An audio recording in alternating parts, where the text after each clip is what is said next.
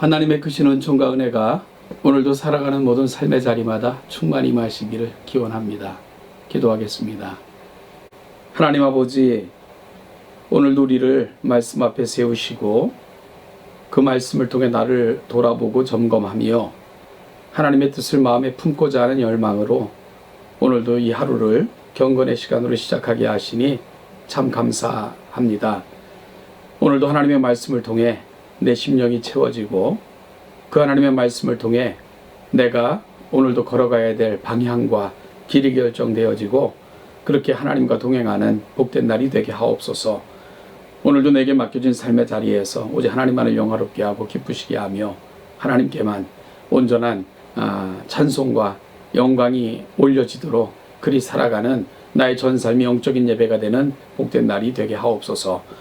오늘도 말씀을 통해 하나님의 거룩한 뜻을 깨닫게 하시고 즐거이 하나님의 길을 걷는 우리 모두가 되게 하옵소서. 감사드리며 예수님의 이름으로 기도하옵나이다.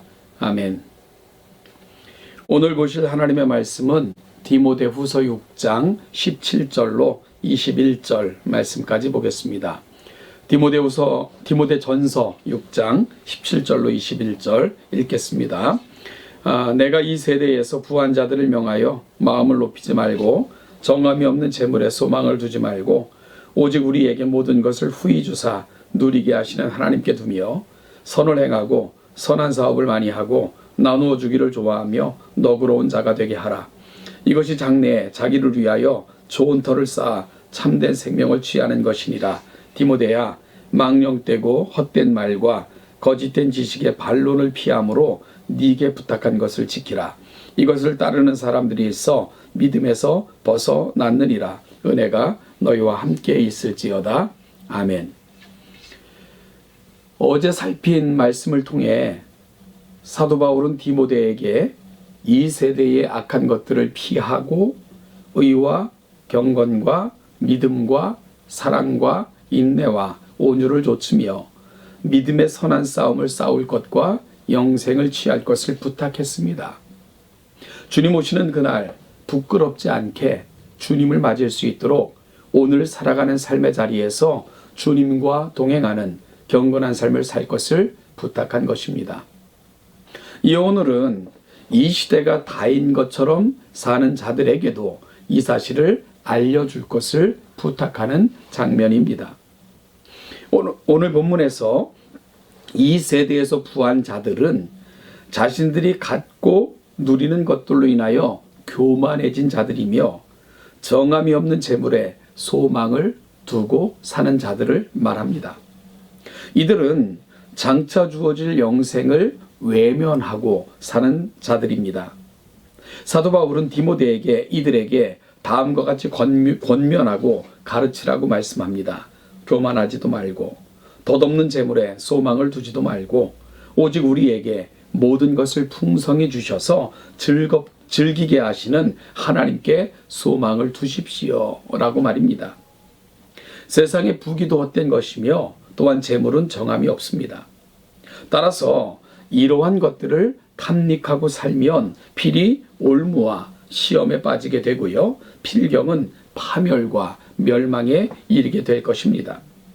이런 자들에게 장래에 자기를 위하여 좋은 터를 쌓아 참된 생명을 취하는 삶을 살 것을 주문하라고 말씀하십니다. 그러면 구체적으로 장래에 자기를 위하여 좋은 터를 쌓아 참된 생명을 취하는 삶은 어떤 삶일까요? 첫째는요, 우리의 소망을 정함이 없는 재물에 두는 것이 아니라 모든 것을 후히 주사 누리게 하시는 하나님께 두는 것입니다. 세상의 것들은 사람들로 하여금 만족과 행복을 주는 것이 아니라 욕심과 욕망의 노예가 되게 하지만 그 진정한 누림은 경험하지 못하게 합니다. 오히려 많이 갖고 많이 소유할수록 번민과 고통을 수반하는 경우가 많습니다. 또한 근심 가운데로 이끌기도 합니다.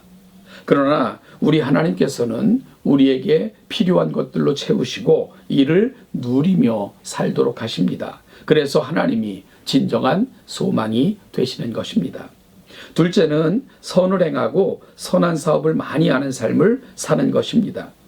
선을 행하고 선한 사업을 많이 하는 것은 돈을 진정으로 소유하는 삶을 사는 것을 말합니다.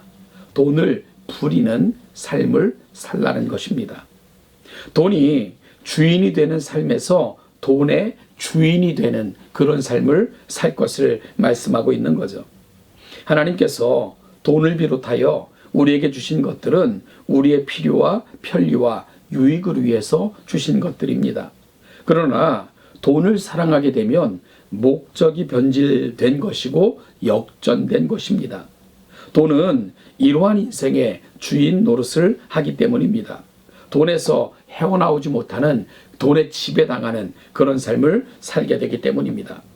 이러한 삶에서 벗어나는 것은 돈을 통해 선을 행하고 선한 사업을 통해 누군가에게 유익함을 제공하는 것입니다. 이것이 우리가 장래에 자기를 위하여 좋은 터를 쌓고 있음을 증명하는 것입니다.